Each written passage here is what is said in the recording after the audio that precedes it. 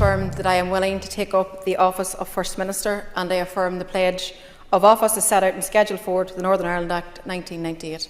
Northern Ireland lawmakers elected an Irish nationalist as First Minister for the first time on Saturday. Michelle O'Neill's ascent to the role is the latest sign of the increasing popularity across the island of her Sinn Féin party, which now believes its ultimate dream of a united Ireland may be within touching distance. Her election is a historic milestone in a province established a century ago to ensure the dominance of pro-British Unionists. O'Neill's elevation is the delayed result of a watershed 2022 election. It was made possible this week when arch-rival, the Democratic Unionist Party, ended a 2-year boycott of the region's power-sharing government that had threatened the political settlement underpinning a 1998 peace deal. On the streets of Belfast, residents were pleased to have a government restored. I think it's about time. I think that's what probably most people would say. It's been such a gap and a lull in not having any degree of government whatsoever, and it's been very detrimental to everyone involved. I think it's been a lot of just kind of childish politics going on behind the scenes, and a bit of a, not a kind of a thought for the country as a whole, and that's ultimately what my issue with it all is. While Sinn Féin has talked up the prospect of unity, politicians in Northern Ireland are under intense pressure to deliver on bread and butter issues after the 2-year hiatus put pressure on already stretched public services. As the former political wing of the Irish Republican Army, Sinn Féin was long shunned by the political establishment on both sides of the border. It is now the most popular party in the Irish Republic ahead of elections due next year. O'Neill is among a new generation of Sinn Féin politicians, not directly involved in the region's decades-long bloody conflict between Irish nationalists seeking a united Ireland and pro-British Unionists wanting to remain in the United Kingdom. A referendum on unity is at the discretion of the British government. Opinion polls consistently show a clear majority in favour of remaining part of the United Kingdom.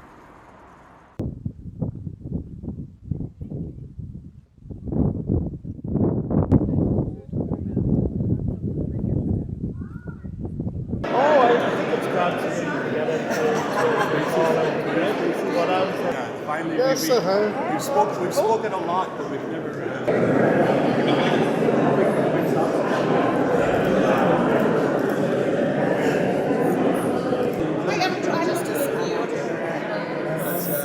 Well, it's a hugely significant day. It's the first time we have a Nationalist First Minister in Northern Ireland, but it's also significant in that we are restoring power sharing to Northern Ireland after 2 years of absence. Northern Ireland's fairly used to these sorts of situations by this stage. It's not the first collapse that we've had. Indeed, there was one between 2017 and 2020, so it's almost a rehashed choreography at this stage that everyone's getting familiar with. But it's extremely significant and important that this day is happening at all. We've had public sector strikes, we have a healthcare service in crisis, we have education, infrastructure, everything really is starting to struggle at this stage, and in the absence of leadership, things have only been getting worse.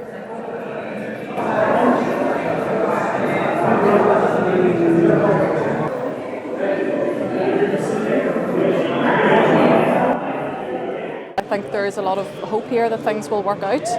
I think there is a very different type of politics that's needed now compared to 25 plus years ago when the Good Friday Agreement was signed. I think ultimately we are looking at a politics that needs to deliver. It isn't just enough now that we have institutions that function and struggle by day. They need to actually be positively producing the goods effectively for people in Northern Ireland. I think it's a big leap to make at this stage. Yes, from the Nationalist Republican perspective, it looks like a much closer step towards that, insofar as the party has a position of top-level leadership, if I can put it that way, in Northern Ireland now, which is essentially an enhanced platform to be able to project Sinn Féin's interests and the ideas around Irish unification. That said, that doesn't dictate the day-to-day politics of Northern Ireland. So the decisions that need to be taken have to be taken on cross-party bases. We've got a power sharing system here for a good reason, and that's the way that things have to work here.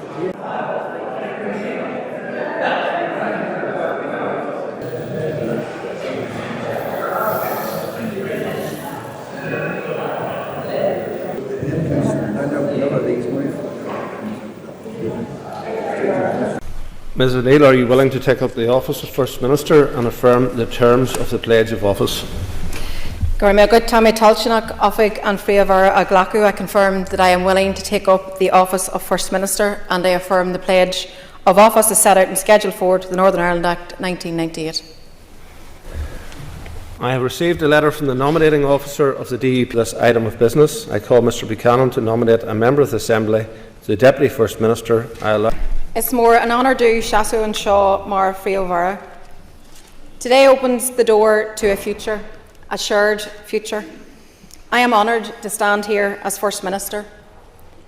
We mark a moment of equality and a moment of progress, a new opportunity to work and to grow together. Confident in that wherever we come from, whatever our aspirations are, we can and we must build our future together.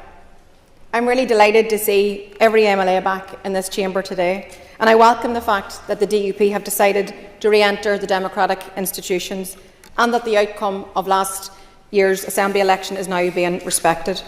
And support. Our teachers, our nurses, all our public sector workers are being forced onto the picket lines. The motion is carried by cross-community support. Mr Edmund Pitts is elected as Speaker of this Assembly. I formally declare that Mr Edmund Pitts has been elected as Speaker, and I invite him to take the chair. Unfasten the doors.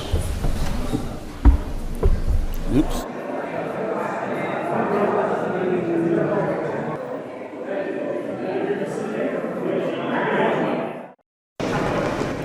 Good afternoon, everyone. On an historic afternoon here at Stormont, I'm just delighted to be here to witness what has just happened, with democracy being restored here in Northern Ireland, with MLAs taking their positions, with First and Deputy First Ministers being appointed, with the Speaker being elected.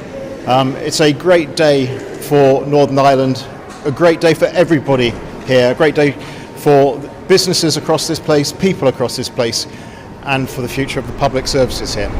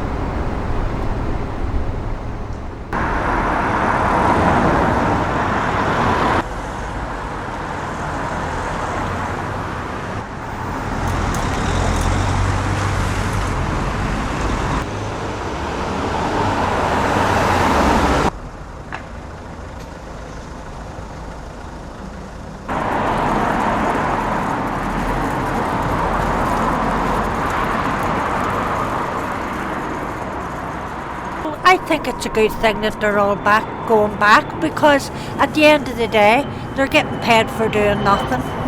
Do you know what I mean? So they need to go back to work.